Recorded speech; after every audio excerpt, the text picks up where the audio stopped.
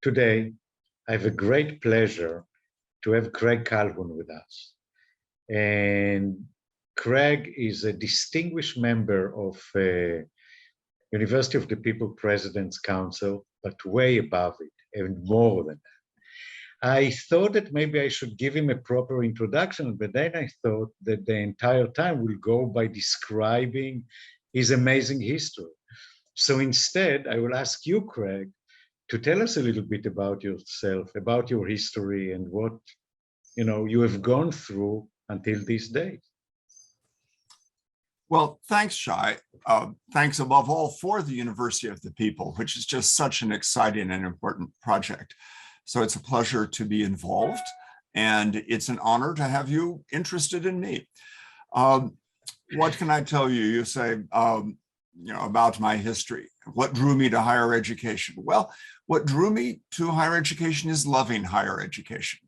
What drew me to an intellectual life is loving these books, and also traveling to different places. I grew up in a family that moved and relocated to different towns. And each time we were in a new place, it was a little bit like being an anthropologist. So I was rehearsing an engagement in anthropological fieldwork when I was in the 5th grade or the 9th grade, moving to a new city, asking how does a new school work? What is the organization of friendship networks and other things? And so I grew up curious about social life in that way. I always was attracted to books and to learning. And so bringing together this sort of fieldwork interest with the more book type interest was great. And so I enjoyed college and all of the explorations and new perspectives it brought, as much from other students as from classes. And that continued through graduate school. And happily for me, I've been able to have an entire career combining these interests and extending it into trying to be a teacher and a mentor to help others with their own explorations. So tell us about your higher education experience. Well, I went to college a bit young. When I was 16, skipping some of the last part of high school. There was a program at a nearby university. I had aspirations to go even farther from home, and my parents said, "Oh, 1 hour drive is enough." So I stayed local. This was in Southern California, in Los Angeles. I went to USC, and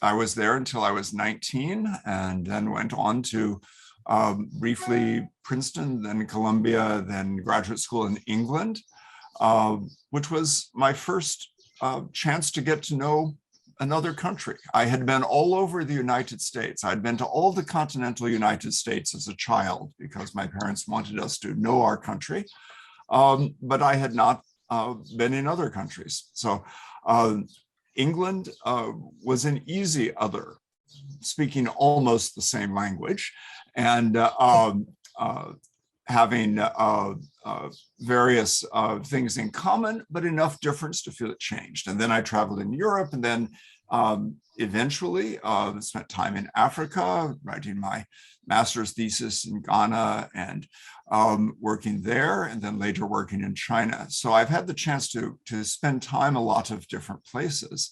Now, my higher education, I could say, all right, I studied anthropology. That was my original main subject. I branched out into sociology, history, economics, building on this, trying to understand literally the world. One thing, why are things the way they are, good and bad, with a long-time interest in how societies hold together and resist falling apart, which means also sometimes resisting change. And at the same time, an interest in how people struggle to make things better in their own lives or for whole countries, and the trade-offs and tensions there. So no one discipline completely felt to me like it gave all the resources I needed. I wanted a historical dimension, but not only to understand the past. I wanted to know about economic and material conditions, but I also wanted to know how they related to culture and to social relations. So this mixture was attractive and important to me. And I followed that up in studies in all these different places. And as I say, I was lucky. The university system provided me with opportunities to do this, and eventually, with scholarships at first, with jobs later. Not everyone is as lucky with opportunities to follow their interests and their passions as I was, but I became committed to trying to help other people have those opportunities as much as possible. And I don't feel my education ever stopped. I eventually got degrees, and so I have my doctorate and I have all that, but my learning continues. And I think it's that way for many people who fall in love with learning, and they find various ways to try to continue to learn, not only when they're getting a degree, but afterwards. So you had some very significant institutions and universities.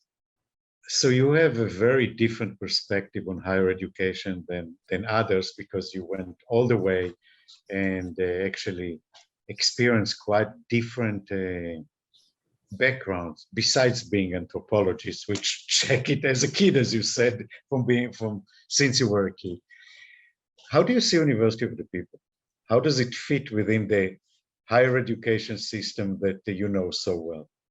So first, I think you're absolutely right to talk about how it's situated. I think of higher education as a kind of ecology, and it has different geographies of valleys and mountains, and it has lakes, and it has different organisms that fit together. There are fish, and there are badgers and foxes. Now, in this ecology, right, of all these different places, there is also an ecology of opportunity. And so to me, University of the People fits into the ecology, creating opportunities that wouldn't exist otherwise. I had the opportunities made by scholarships. I didn't come from a wealthy family. When I got to go to Oxford and other places, this was not just being already in an elite, it was being exposed to something new.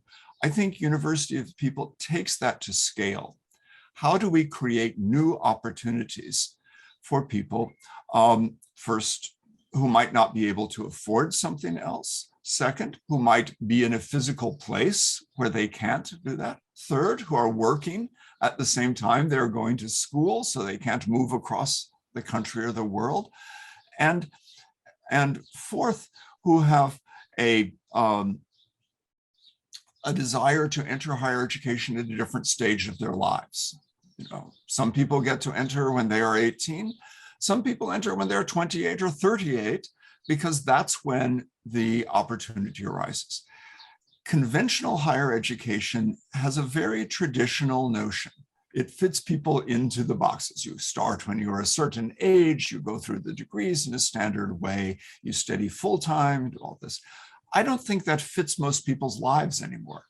University of the People is part of a trend, right? It's in the vanguard. It's doing more of it than others, but others are also trying to be more flexible in what we study and how we learn, but also in the way in which universities fit into our lives.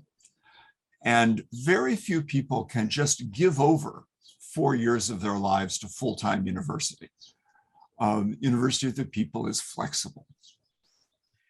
It's very interesting to hear you. Obviously, I agree so much with every word that you say, but not a lot of academics, especially those who are coming from the traditional brick and mortar universities, feel this way. And I do agree that it's a movement.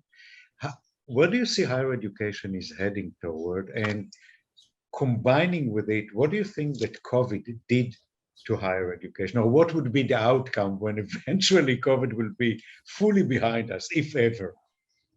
Well, COVID, the pandemic, and the lockdowns speeded up some trends towards more online learning, for example. I think this was the path anyway. in order to get to scale, to be able to offer enough education to enough people, there is no substitute for moving into the internet world and online world and using communications media, even games and other kinds of technologies, to get beyond the traditional classroom. Nothing wrong with the traditional classroom. It's just you can't build enough of them to reach everybody, and everybody can't travel to get to them. So there will still be a place, I think, for traditional classrooms and education going on in those traditional classrooms and in some universities. But that will be one minority segment in the larger world of higher education. Now, will it be 2% or 5% or 10%? I don't know, but it will be a small minority.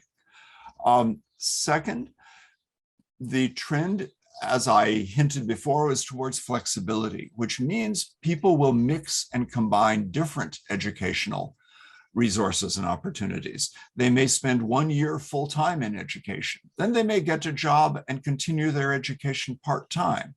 Or they may move in and out and transfer credits. I think one of the great things University of People does is give people a chance to start a pathway where the destination is not yet clear. And as their learning progresses, they may say, I want to consider going to a residential university for a time. Or they may stay at University of People. Or they may leave for 1 year and then come back, right? That's the trend to me, that people should be able to find higher education opportunities that fit with a life that is not just following traditional steps. Finally, though, the trend is, as I said before, opportunity. And here I will offer a little reference to history. Higher education started with a focus on taking care of the elites' needs to be leaders, whether they were leaders in churches or leaders in politics or whatever else. Started very elite. Then there was in the 20th century a movement to open it up, to create new, bigger universities, often public universities, whether it is UNAM, the Autonomous University in Mexico City with 100,000 students, or Arizona State, where I teach, or other universities around the world. And so there were big campuses creating more opportunities. But even so, it stayed a minority, elite operation. And it did more to reproduce the elites than to create the opportunities sometimes. And so there have been recurrent efforts to try to broaden it out, to return to opportunity creating instead of elite reproducing missions.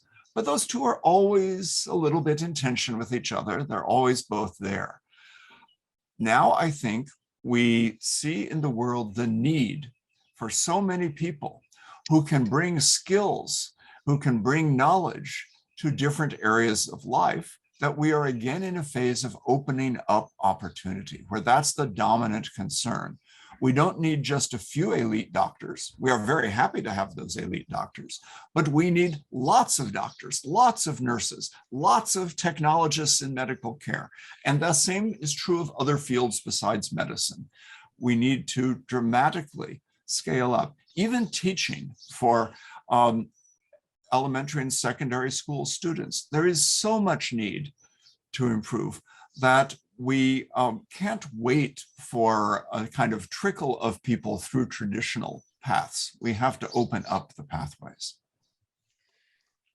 Again, I agree with you. And I think that what we at University of People doing, among other things, is building a model where higher education can be accessible, affordable, with the right quality. And while I keep being surprised why nobody replicate what we're doing, I think it's a matter of time, because what we're doing is the future. Now, as you said, we are not the only future. We will be part of the solution. And for the most of the people who want quality education but cannot afford going into the best universities of the world, model like us is the perfect solution. And I think that I agree with it. It will grow. Yeah, yeah. And I stress, it's not just can't afford in the sense of money. It's can't afford the time, can't take 4 years out of their lives. Maybe because of their family situation, maybe because of other disruptions in that. So the opportunities that University of the People creates include being low cost, but also being more flexibly available. And this is where I think other universities will imitate and learn from us. And online programs do that. But just to say online is a big category. So you're using this technology. What else is distinctive? The relationship to peers and peers' involvement in instruction in the University of the People programs. I think this is pioneering something that others will also imitate, not just being online, but helping students help each other. This is something that traditional higher education did sometimes in very small seminars, not in big lectures. Big lecture classes didn't do that, but the small seminars did. So we can learn from each other in different ways. I think that the pandemic made us speed up how much we do remotely and online, but also made us realize how much the social connections matter. And so at University of People, we say, okay, people need to connect to their advisors and teachers. They need to connect to each other. And so one of the directions of development is to help our students find ways to connect to each other online, sometimes in person. And I think that's important too. Yeah, and I would take it even a step further and say that, and as you said, I mean, there will be a lot of models, and some models will be hybrid, some models will be universities that come and say, take 1 year off, 1 year tuition free online and the rest camp to campus, or the opposite. So there will be a lot of flowers will bloom in the garden of higher education. Yeah. Good. So my last question for you will be, from your vast experience and from your wisdom, what would you recommend University of the People? What would be your advice for University of the People students? Explore. Right? So I think people, including our students at University of the People, often enter their studies saying, okay, I need to get skills for a job. And that's absolutely right. So it's important to get skills. It's important to get the qualifications for a job or for an advancement to a promotion, a better job. All of that is important, but it's also important to explore, to try to think beyond simply mastering the existing skill. And this is important because the world is changing so fast. And because you, our students, will be innovators in that world. You will not just be followers of the procedures that have already been established. You have to get the skills. You have to get the math. You have to get the knowledge to be able to do things. But you have the chance also to get the wider intellectual, educational start on a life of innovation, a life of helping to make the world better, helping to find new ways to do things that the world needs. Wow, that was really inspiring. Thank you so much. I think I'm not the only one to enjoy this conversation, and I'm sure that many more. So thank you for giving us the time, and thank you for sharing us your great thoughts. Well, again, thank you. And thanks to you, Shai, and to all of the people who are working to make University of the People the resource it is. Thank you.